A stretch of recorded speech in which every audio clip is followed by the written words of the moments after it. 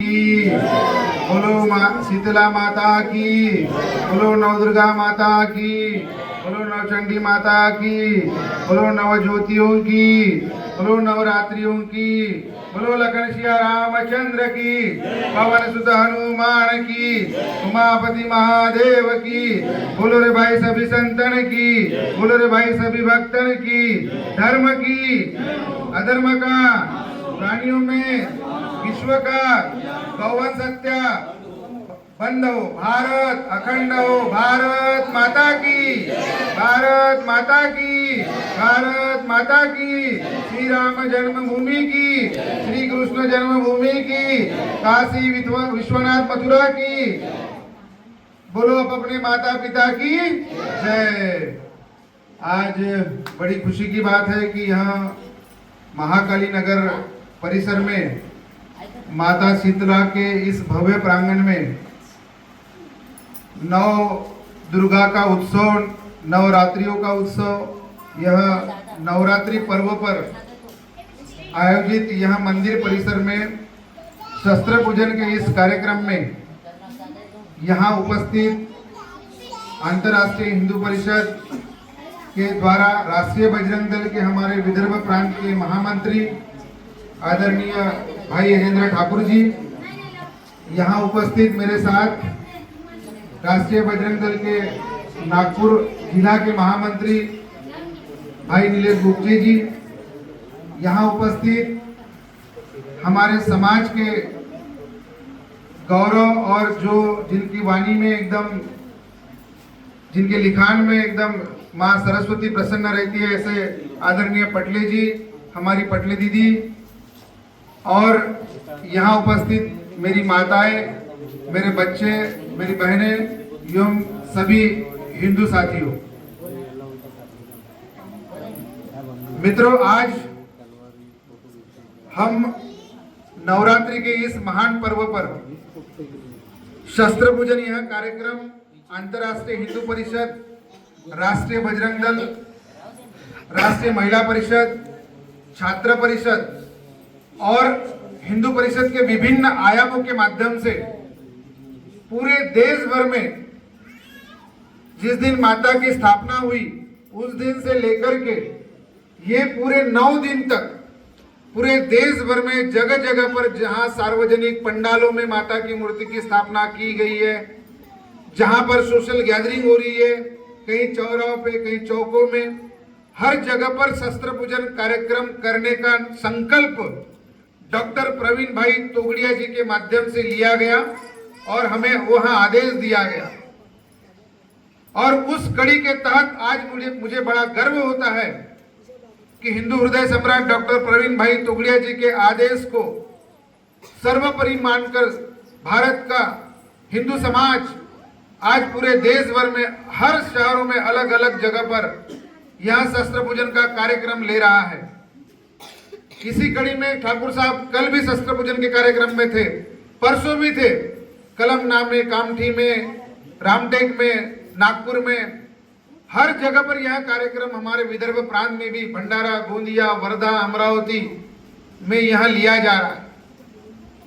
वैसे देखते हैं तो हम शस्त्र पूजन का कार्यक्रम दशहरे के पावन पर्व पर करते हैं कि जो प्रभु श्री राम जी ने उसी दिन रावण का अंत किया था और उनकी वह शौर्य गाथा, वह शौर्य पराक्रम हमेशा हमारे आने वाले पीढ़ी को, पीढ़ी दर पीढ़ी उनके रग रग में समाया रहे, यही उसके पीछे का एक कारण होता है। और असत्य पर सत्य की बीज, असुरों पर देवताओं की विजय, उस निमित्त हम दशहरे के दिन शस्त्र पूजन का कार्य करते हैं। लेकिन इस नवरात्रि पर्व पर जो 9 दिन में यह शस्त्र पूजन का कार्य किया जा रहा है, उसके पीछे का उद्देश्य यह है कि आज हम हिंदू धर्म को मानने वाले सभी लोग, हमारे कई सैकड़ों हिंदू देवी देवताओं हैं, हमारे किसी भी देवी देवता के हाथ में शस्त्र नहीं है, ऐसा कोई भी हमारा भगवान नहीं है। प्रभु श्री राम के हाथ में हमने धनुर्धर देखा है, मतलब हमने धनुष्य बाण देखा है। हमने हमारे माता दुर्गा के जो 9 रूप है वो अलग अलग रूपों के माध्यम से उनके जब हम उनका चित्र देखते हैं तो उनके अलग अलग शस्त्र देखते हैं, कहीं तलवार है, कहीं भगवान इंद्र का उनके हाथ में खड़ग है, तो कहीं धनुष्य बाण है, कहीं भाला है ना। तो हर देवी देवताओं के हाथ में कहीं ना कहीं कुछ न कुछ शस्त्र जरूर हमने देखा है। और आज हम मित्रों क्षत्रिय धर्म को मानने वाले, हिंदू धर्म को मानने वाले सभी सनातनी लोग, हम उसी भगवान के वंशज है, उसी देवी देवताओं के वंशज है, जो आज इस धरती पर हम स्वाभिमान की जिंदगी जी रहे हैं। हमें गर्व होना चाहिए कि हम ऐसे धर्म में पैदा हुए हैं, ऐसे घरों में पैदा हुए हैं जो इस धर्म का सम्मान करते हैं, मान करते हैं, सत्कार करते हैं, जो ऐसे संस्कृति में पैदा हुए हैं, जो ऐसी संस्कृति का मान करते हैं, सम्मान करते हैं, और ऐसे संस्कृति में हम लोग विचलित करते हैं मित्रों। आज हमें गर्व होना चाहिए हमारे धर्म ग्रंथों के ऊपर, हमारे देव देवताओं के ऊपर, हमारे साधु संतों के ऊपर, कि जिनके संस्कारों की बदौलत इस धरती पर, हिंदुस्तान की धरती पर, वही सतयुग से लेकर के द्वापर युग, त्रेता युग और आज कलयुग चल रहा है, ये चारों युग में कई दुराचारियों ने, कई विधर्मियों ने इस संस्कृति को बिखरने का कार्य किया है। हमारे धर्म को विधर्मी लोगों ने अलग करने का काम किया है, देश को टुकड़ों में बांटने का कार्य किया है। लेकिन हमने एक इतिहास में हमने पढ़ा है, जब जब होती धर्म पर हानि तब तब अवतार लेती महारानी, है ना। हमने देखा है कि जब जब इस धरती पर अगर कोई हानि हुई है तब तब महारानी ने अवतार लिया है और उन असुरों का नाश करने का कार्य किया है। मित्रों, आज इतनी ताकत, इतनी शक्ति हमारे देवी देवताओं में है। कई मेरी माताएं इस नवदुर्गा के पावन पर्व पर नवचंडी पाठ पढ़ रहे होंगे। वो पाठ पढ़ने के समय मैं भी नवचंडी का पाठ ये नवरात्रि में पढ़ता हूँ। मेरा कल ही मतलब 13 अध्याय पूरे मेरे समाप्त हुए। और जब वो नवचंडी का पाठ पढ़ते हैं ना, तब सही में समझ में आता है, कि हमारे देवी देवताओं के अंदर कितनी शौर्य पराक्रम की गाथा है, कितनी ताकत थी, कितना शौर्य था, कितना पराक्रम था। आज छोटी सी कुछ घटना हो जाती है, हम विचलित हो जाते हैं, और फिर कोई विधर्मी व्यक्ति आता है, वो विचलित मनस्थिति का फायदा उठा करके हमारे को थोड़ा सा बाजू में पीठ पे हाथ क्या फेर देता है, हमको बहला फुसला करके अपने धर्म के प्रति वो कहता है कि अरे तू दुखी है ना, इधर आ जा, बस ये प्लस का चिन्ह है, यहाँ आ जा, इस मंदिर में आ जा, तेरी दुख की बाधाएं दूर हो जाएगी। और हम भोले भाले लोग उनकी बातों में आ जाते हैं, फिसल जाते हैं, और पता भी नहीं चलता कि हम कैसे अपने धर्म से बाहर हो गए और उनके धर्म को मानने लग गए। कई ऐसे लोग आज डायरेक्टली धर्म परिवर्तन न करा करके इनडायरेक्टली धर्म परिवर्तन कराने पे तुले हैं, और ये भी विधर्मी लोगों की ताकतें वहां पर काम कर रही है। विदेशों से फंडिंग किया जा रहा है। वो कह रहे हैं कि आपको जिन माँ बापों ने जन्म दिया है, जिस कोख से उस माँ ने 9 महीना 9 दिन अपने गर्भ में किस परेशानी को सहन करके जन्म दिया है, वो उसका दुख वो उस माता को ही पता है। बाप को नहीं महसूस हो सकता उस माता का दुख। कहते हैं कि पुनर्जन्म होता है ऐसे वक्त जब संतान को माता जन्म देती है। और विधर्मी लोग आकर के हमें सिखाते कि उन माँ बाप को मानना बंद करो, उनके पाँव पड़ना बंद करो, उनकी फोटो लगाना बंद करो। अरे ये कहाँ का न्याय है? हमको आज जागरूक होने की आवश्यकता है मित्रों, हमको आज समझने की आवश्यकता है, समय की जरूरत है। कहीं ना कहीं आज वो लोग हमारी पूजा पाठ, हमारी देव देवताओं, हमारी आरती पूजा, हमारे संस्कारों से हमको दूर करने का प्रयास करते जा रहे हैं। हम लोग ये विदेशी चालों के चंगुल में फंसते जा रहे हैं, हमको समझ में नहीं आ रहा है। हमको लगता है मेरे बेटे की दारू छूट रही है, मटन खाए तो कुछ नहीं होता, दारू तो छूट जाती है, चलो वो काम कर लेता हूँ। और हम लोग ऐसी बातों में आ जाते हैं। मैं उन माताओं को, उन बहनों को, उन परिवार वालों को, उन भाइयों को, मैं एक माता का उपासक होने के नाते, मैं आदि शक्ति माता का उपासक हूँ। मेरा नाम जन्म से पहले ही मेरे गुरुजी ने दे दिया था, जा तुला मुलगा देतो त्याचं नाव मोतीलाल ठेवशील, ऐसा मेरे आई को आशीर्वाद दिया। तो मैं पहले से माता के भक्ति को मैं करते आया हूँ। मैं उसका आशीर्वाद और उसकी जो कृपा है उसके भली भांति मित्रों मैं वाकिफ हूँ।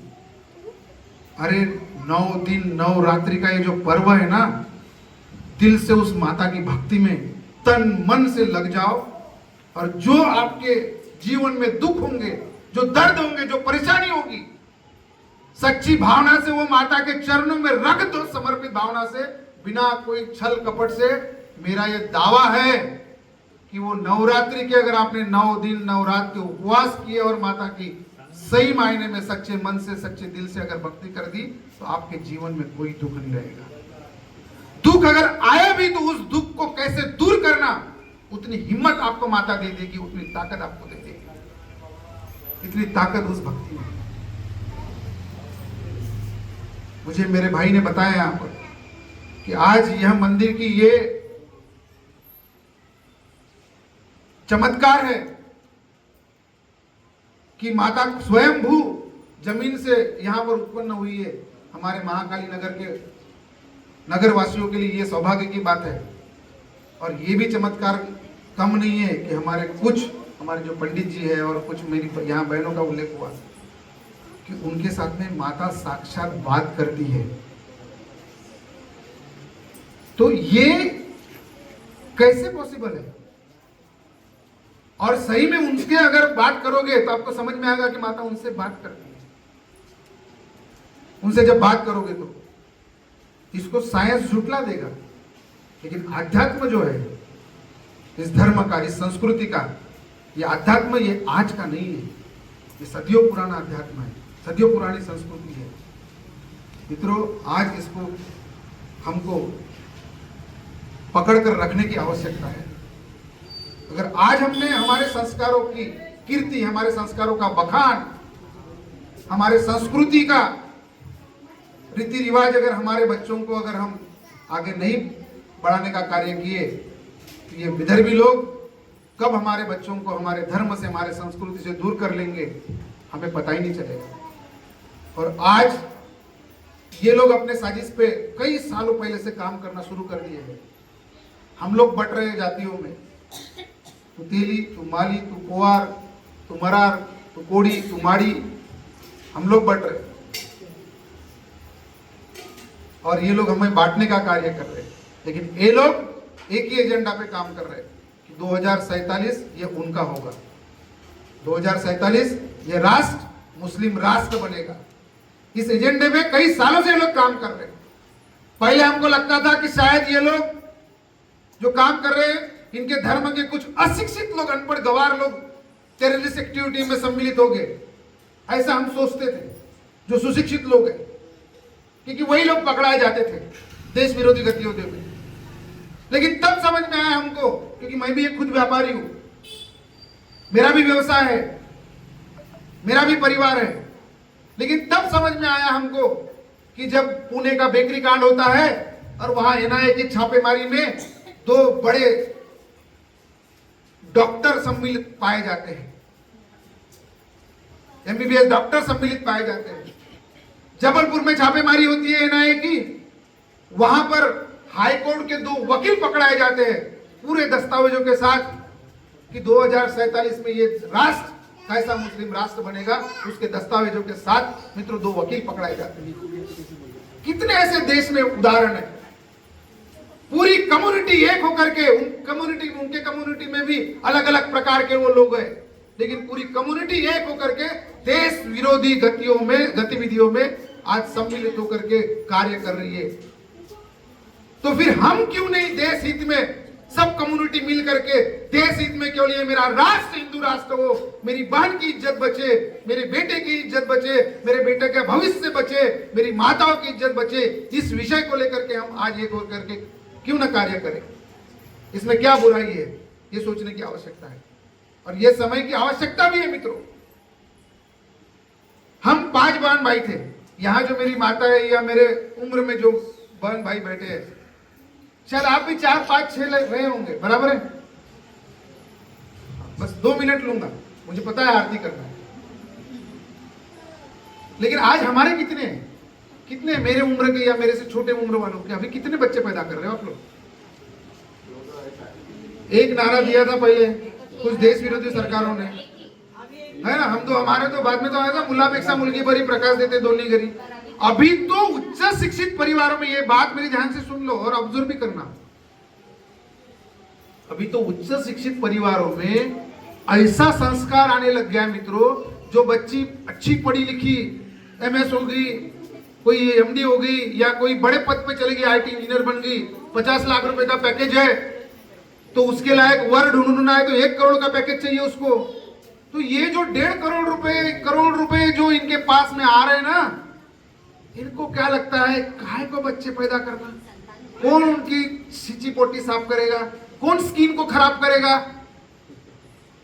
ये रियल फैक्ट में बता रहा हूं आपको। आपने केरल फाइल पिक्चर देखा कि नहीं? आपने कश्मीर फाइल पिक्चर देखा कि नहीं? आपने केरल फाइल में कैसी वो लड़कियां, एक क्रिश्चियन रहती है, एक मुस्लिम रहती है, हमारे हिंदू लड़की को कैसे बहला फुसला करके अपने धर्मों के प्रति अट्रैक्ट करती है, और हमारी वो बेटी बोलती है, और बाद में आखिरी में वो ये चित्र भी दिखाया गया, अपने माँ बाप के ऊपर चिल्लाती है, मुझे क्यों नहीं मेरे धर्म के बारे में आपने बचपन से सिखाया, क्यों नहीं बताया मेरे ग्रंथों के बारे में। वो चिल्लाती है अपने माँ बाप के बारे में। आज मुझे खुशी हो रही है कि मेरे छोटे मेरे बच्चे यहाँ पर बैठे और ये बातें सुन रहे हैं। इनका भविष्य अंधकार में है अगर आज हम लोग यूनाइटेड नहीं हैं। मुझे कुछ हुआ तो मेरा भाई है, ठीक है, लेकिन अगर मेरे पास एक ही मेरा बेटा है, एक ही मेरी बेटी है, या अभी किसी के पास एक ही है, उनको कुछ हुआ तो कौन है? लेकिन ये लोग 5-5, 6-6, 10-10 बच्चे पैदा कर रहे हैं। बच्चे पैदा करने की फैक्ट्री बना के रखी इन लोगों ने, क्योंकि उनका एजेंडा है 2047। आपके मोहल्ले में शायद कोई लोग होंगे, नहीं होंगे, जस्ट मैटर ऑफ टाइम, 5 साल में देखना कोई ना कोई घर लेगा यहाँ पर, और कोई ना कोई मेरा हिंदू भाई बेचेगा, क्योंकि ये ठाकुर जी बोलेंगे अरे यार 40 में दे देना मेरे को, फिर वो आएगा चल 45 देता हूं, उसको लगेगा पटले जी अरे 45 ठाकुर 40 लाख मागत होता, मतलब 45 भेटले देऊन दिलं त्याला। होना शुरू हो गया है। मनीष नगर में कोई मुस्लिम नहीं था, मैं जहां रह रहा हूं SBI बैंक के बगल में, अभी पता चला मेरे को, वहां एक पान ठेले वाला टी पॉइंट पे आया, एक ने एक दुकान परचेस कर लिया, अत्तर वाला आया, एक ने गद्दी के लिए एक दुकान परचेस कर लिया 40 लाख में।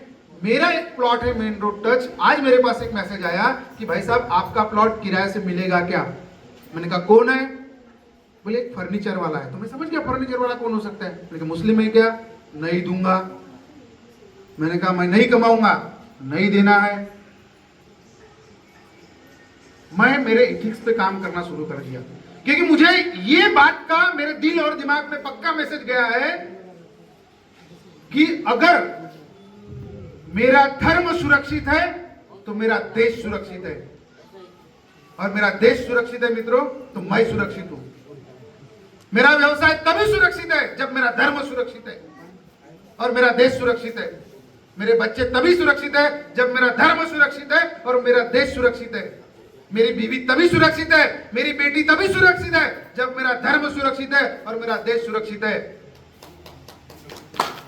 नहीं तो अफगानिस्तान में क्या हुआ, पाकिस्तान में क्या हुआ, पिछले साल बांग्लादेश में क्या हुआ, अरे दूर की छोड़ो, अभी 17 मार्च का ट्रेलर आपने देखा ना नागपुर में महल का? सोचा था कभी हमने? नहीं सोचा था ना। हमने ट्रेलर देख चुके मित्रों। वो तो धन्यवाद है महाराष्ट्र सरकार को और यहाँ की नागपुर पुलिस को कि वो पुलिस महिला के ऊपर उसके कपड़े फाड़ने के बावजूद भी वो डटे रहे और उस सिचुएशन का सामना किया और जलने से बचा दिया नागपुर को। इसमें जुड़े हम लोग, इसलिए आप सबको धार्मिक आयोजनों में जुड़ना पड़ेगा। आज आप शायद खुद की इच्छा से जुड़ रहे, कल मजबूरी में जुड़ना पड़ेगा, लेकिन जुड़ना तो है स्वेच्छा से या मजबूरी में। भागने के लिए हमारे पास कोई दूसरी कंट्री नहीं है मित्रों, कोई कंट्री नहीं है। क्या लगता है आपको है कोई आपको बचाने वाली कंट्री? कोई नहीं है। इसलिए हम जहां हैं वहां कैसे सुरक्षित रहे। 2 रुपए कम कमाए चलेगा, लेकिन जितने धार्मिक आयोजन होते हैं, जितने राष्ट्र हित में आयोजन होते हैं, उन आयोजनों में हमारा बढ़ चढ़कर हिस्सा होना चाहिए।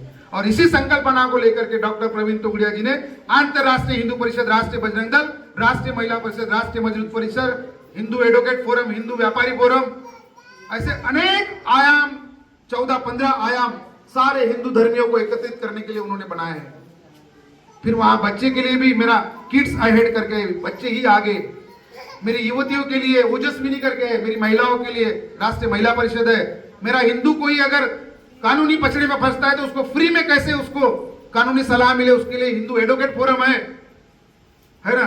मेरा कोई भी हिंदू भाई अगर देश के किसी काने कोपरे में जाता है, उसको कोई मदद की जरूरत पड़ती है तो हिंदू हेल्पलाइन करके निशुल्क उसको, कहीं भी, कोई कर्नाटक में गया, तेलुगु में गया, कहीं भी गया, उसको निशुल्क मदद मिल जाती है। ऐसे कई आयाम है। और जो विधर्मी लोग अपने धर्म के बारे में बता करके हमारे लोगों को अपने धर्म की तरफ अट्रैक्ट करते हैं, उन लोगों को फंसने के, बचाने के लिए, उन चंगुल से छुड़ाने के लिए ओम श्री परिवार करके वो भी एक नया आयाम भाई साहब ने जोड़ा है। मैं इस परिसर के सभी मेरी माताओं को, बहनों को और सारे बच्चों को मैं आह्वान करूंगा कि आप किसी न किसी स्वरूप में संगठन से जुड़िए और इस राष्ट्र की और धर्म की सेवा में और सनातन धर्म के इस काम में आप लग जाइए। अपना काम करते हुए भी इस काम में थोड़ा बहुत समय दिया तो सही में लगेगा कि मैंने राष्ट्र हित में, मेरे धर्म हित में और मेरे आने वाले पीढ़ी के हित में कुछ न कुछ तो भी कार्य किया। उसका एक आत्मिक समाधान जो मिलेगा, मैंने जीवन में कितना पैसा कमाया उससे मित्रों कई लाख गुना आत्मिक समाधान मुझे मिलेगा। ये अगर सबने सोचा तो मुझे यकीन है कि आपको सही में एक हिंदू धर्म में जन्म लेने का आपको एक गौरव भी महसूस होगा।